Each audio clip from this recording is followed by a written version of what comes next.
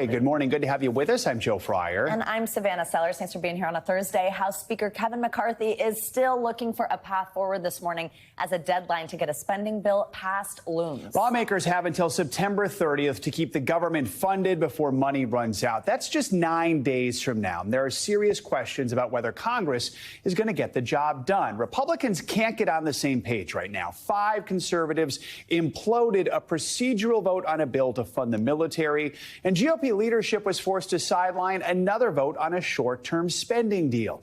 Now, House Speaker McCarthy's job could be on the line. He's telling lawmakers to clear their calendars because he is prepared to stay in session over the weekend to crank out a viable spending agreement. And McCarthy says he's confident they will get the job done.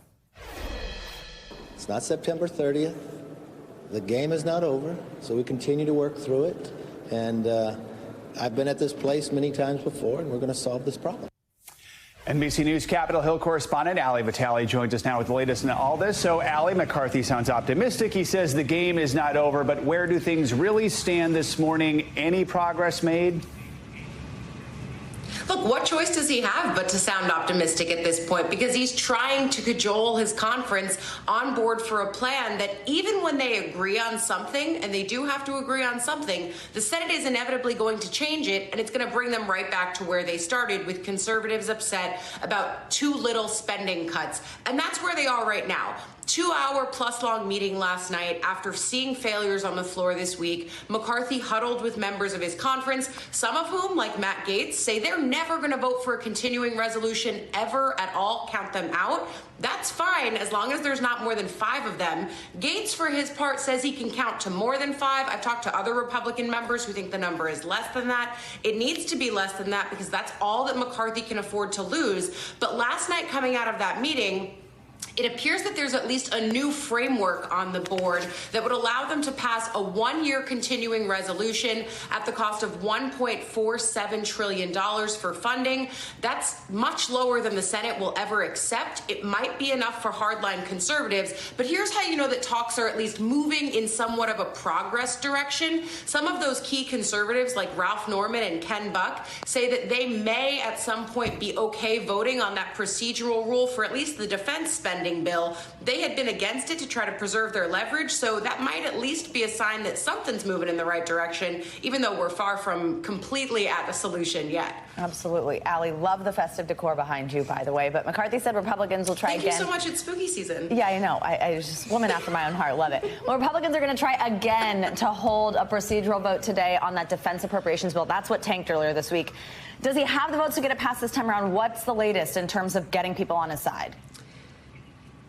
It seems like they do, for the reason that I just talked about, where Ralph Norman is one of those key House Freedom Caucus members who has said that the reason that he's voting against leadership and against progress on this is because he wants to be able to see what the full top line spending numbers, the total amount of spending on each of these 12 appropriations bills is going to be. He wants that full landscape. I'm not quite sure he's got it yet, solely because I don't think they know what those numbers are yet, because they haven't even agreed on the full total for what those 12 are going to be divided into. If they can't do the top line number, then they certainly can't do the full 12 spending appropriations number. But nevertheless, it's a sign that for Norman and for Ken Buck, who was just sort of backing him up on that defense spending bill, that at least they're seeing something that makes them feel they're not giving back their leverage while also still getting what they want. And Ali, also across Capitol Hill, the Senate confirmed its first military nominee in months. That's despite those holds from Senator Tuberville. Yeah. How did Senate Majority Leader Chuck Schumer make it happen?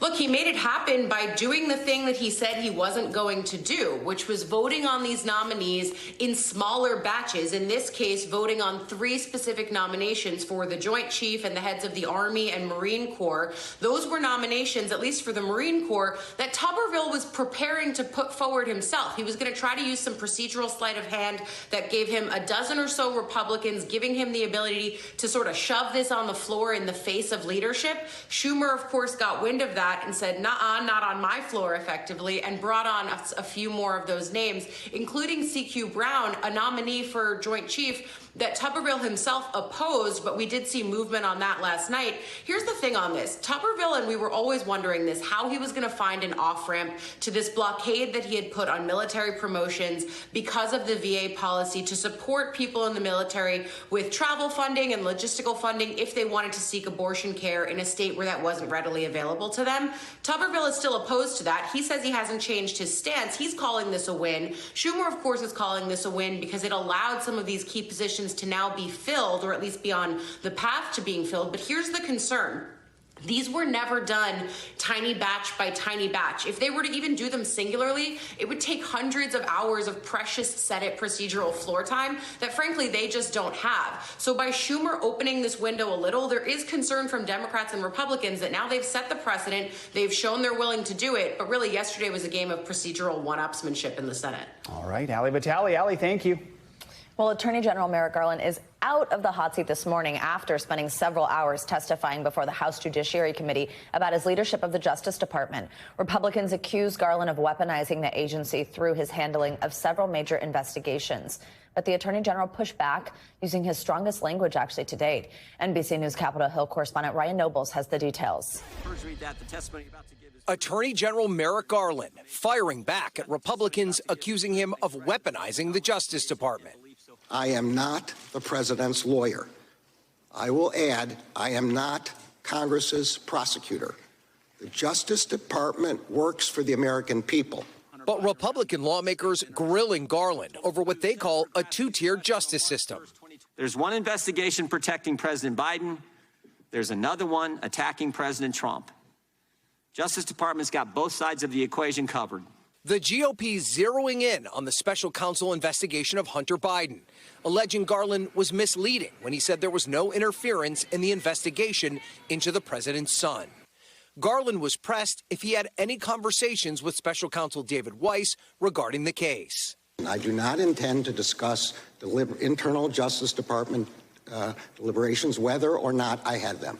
So your testimony today is you're not going to tell us whether you've had discussions with Mr. Weiss. My testimony today is I told the committee that I would not interfere. Two IRS whistleblowers have testified under oath the DOJ gave preferential treatment to the president's son, and that Weiss told multiple people he was not in charge.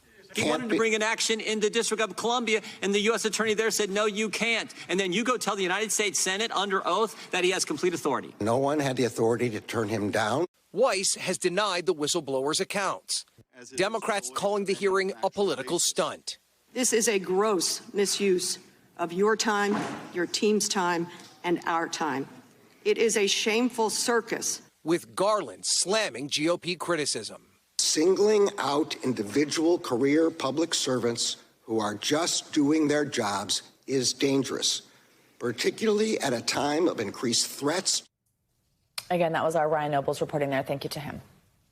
Here in New York, President Biden sat down with Israeli Prime Minister Benjamin Netanyahu. It's the first time that's happened since Netanyahu returned to power. The meeting comes amid tensions between the two leaders over Netanyahu's controversial judicial overhaul plan, and the day after President Biden talked about Israel while speaking to the UN General Assembly. NBC News senior White House correspondent Gabe Gutierrez has the details. Joe and Savannah, good morning. That's right. President Biden meeting with Israeli Prime Minister Benjamin Netanyahu at the UN General Assembly yesterday. It was not the more prestigious White House meeting that Netanyahu had been wanting, but the Biden administration has opposed the Prime Minister's judicial overhauls in Israel. And President Biden did invite him, though, to the White House by the end of the year. On the agenda, though, was a potentially historic agreement in normalizing diplomatic relations between Israel and Saudi Arabia. Netanyahu seemed open to that idea, but it would likely require concessions by Israel regarding the Palestinians. Still, Netanyahu said that it was possible moving forward for Israel to work out some sort of an agreement with the United States acting as a broker. Meanwhile, a big day here in Washington as Ukrainian President Zelensky is expected to come here to Capitol Hill, the Pentagon, and the White House. According to a senior administration official, the Biden administration is expected to announce more security aid for Ukraine as part of a previously passed package. But the big sticking point might be when Zelensky heads to Capitol Hill to meet with lawmakers. The Biden administration is asking for $24 billion in additional aid. And just this morning, the Wall Street Journal is reporting a Republican letter from members of Congress to the White House rejecting that proposal. There's growing skepticism among Republicans for giving what they call a blank check to Ukraine in its fight against Russia. Meanwhile, Zelensky also asking for long-range guided missiles, and a senior administration official says that no decision has yet been made on that specific point. But again, for the first time, Volodymyr Zelensky is expected to visit the Pentagon today, as well as Capitol Hill and the White House, where the president is expected to announce a security aid package, though the details remain unclear. Joe and Savannah, back to you. All right, Gabe Gutierrez, thank you. Well, for just the second time in the past year and a half, the Federal Reserve paused interest rate hikes on Wednesday. Discussing the move, the central bank said that the economy is in a, quote, solid state. For more, let's bring in Jennifer Streak. She is the senior personal finance reporter and spokesperson for the personal finance vertical at Business Insider. Jennifer, good morning. Good to have you. So even though we saw inflation rise a bit in July and August, the Fed's decision, not really a surprise. So why another pause? Well, I think that because job growth has slowed, but is still solid, and the economy is still solid, I think the Fed is happy right now with just trying to see what the 11 previous rate hikes are going to do over the short term. I think that they feel like it's actually having an impact a little bit. Inflation is starting to ease. So I think they just want to see where we're headed before they decide whether or not they're going to do another rate hike. So, Jennifer, what's this mean for viewers at home? I mean, it sounds like good news. Is this good for their money? Is there going to be relief from high prices we've been seeing? Well, it's not going to be immediate. We're still seeing high prices. We're still seeing high interest rates. So I think for consumers, they're still paying high at the grocery store and the gas tank. So we're still in the effect of having higher interest rates. So it's not going to be an immediate impact. Let's look ahead to the next big meeting. That's October 31st, Halloween. Could we see more interest rate hikes then or somewhere down the road? What's your read on the Fed's next move? And then what could we see moving forward after that? I think that they're definitely open to another rate hike. It is not off the table. So before the end of the year, we could see another hike, and maybe even more down the road if inflation doesn't really come down to where they want it, where their target is, quick enough. All right, Jennifer Streaks helping our viewers understand what this means for them. Thank you very much. The end could be in sight for the Hollywood writers' strike. CNBC is reporting that writers and producers are near an agreement after meeting face-to-face on Wednesday. They're citing people close to those negotiations. The Writers Guild of America and Hollywood studios, including our parent company, NBC Universal, are set to meet again today and hope to finalize a deal to resolve the nearly 5-month standoff. If they don't succeed, some sources say the strike could last through the end of the year. Reminder, the writers' strike is separate from the actors' strike. Now let's get a check at some stormy weather heading for the plains. That's right. Angie Lastman is here with us this morning. Hi, Angie. Good morning. Hi there, guys. Good morning. We are rolling right through this work week, and we've got another day, really an afternoon and evening of some strong storms that are possible across the middle of the country. This morning, we're dealing with a couple of showers across parts of the plains, some heavy rain associated with that, headed a little farther to the east, just north of Omaha. We've got some showers across parts of Illinois, stretching down into Kentucky and Tennessee, but it's places like North Platte and in parts of Oklahoma and Texas that are going to see those stronger storms developing as we get into the afternoon hours. We kind of have a frontal boundary that's going to move through, bring potentially some heavy rain to parts of this area, but also those stronger storms that will be accompanied by maybe some large hail up to 2 inches in size. So we're talking softball size, as well as those wind gusts up to 60 miles per hour. We can't rule out the isolated tornadoes across these regions as well. So just a heads up, this is going to go not just the afternoon, but again into the evening hours as well. When it comes to the rainfall amounts, same spots are going to see those elevated numbers. So maybe 1 inch to 2 inches in some of the higher amounts, but a widespread area across this region going to see maybe half an inch or so. So some good soaking rain for our lawns here across that area. And talk about good soaking rain. This is the spot that we're going to watch here over the coming days. An area of low pressure likely to form, maybe that has some subtropical characteristics here as we get into the next day or so. But either way, it's going to usher in a whole lot of moisture for parts of the Carolinas. You can see how heavy this rain is.